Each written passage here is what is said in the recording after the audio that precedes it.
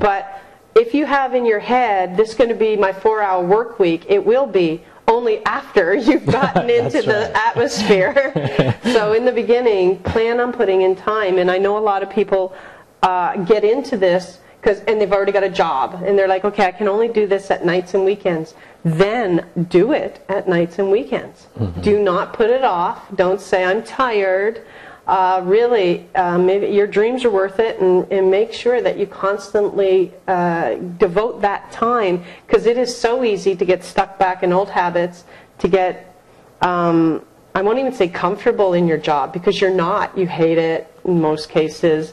It's frustrating. You can't wait to get out, but it does take a huge mind shift to get yourself out of that hole and into to the enthusiastic part of life again. And once you tackle into your passion, that's where the enthusiasm kicks back in, and boom, you don't mind going to your computer at night. You don't mind going on the weekends. You know, you don't mind a couple of late nights.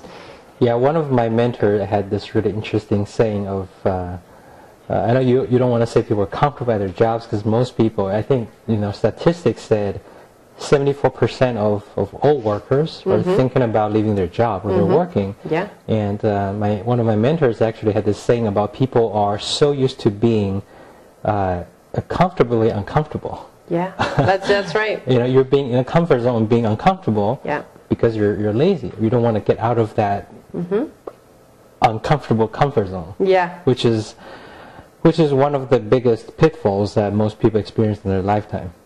You're right. I mean, we're all kind of driven like herds anyway to become the slave nation.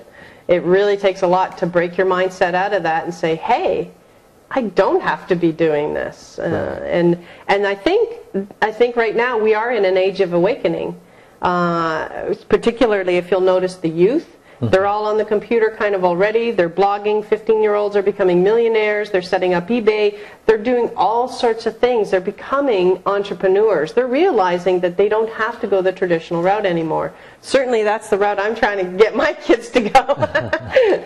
Skip education and go right for your business, because education happens to me in the real world. This is kind of the entrepreneurial. I would rather pay a mentor who's done it specifically, and I'll follow his model, and invest in an education that way, versus kind of 4 years at school. Yeah, when I was reading your book, I've actually read it time and a half. I was really impressed, and I'll put a link in the resource page where people can actually go to Amazon or some other websites where they can purchase your book. To me, the book is like, what, $17 or something like that? Yeah, currently. It was probably the best $17 you can spend. It's the entire blueprint of how you go from start to finish, to how to prepare your mindset, to how to pick a mentor, to how to start your first website, to driving traffic, to everything. It was in sequential order, like you said.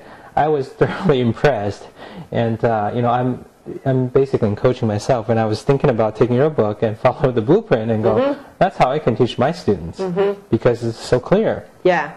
And I'm sure that's exactly what you're doing in your course. When you train your students. It is, yeah, especially on the, like you say, the upper level coaching programs. What I have a tendency to do on the group coaching is I have to encapsulate. Sure. So there it's, how to select a niche, landing page and blog, basics of copywriting, autoresponders, and then I'll go into traffic techniques, how to set up your membership site, and then some powerful linking and SEO and strategies to really tie the whole thing together. And so there's different variations. You can be long, it can be short, that type of thing. But in essence, if you keep the pieces in the order, it's going to work. You just have to do the work now.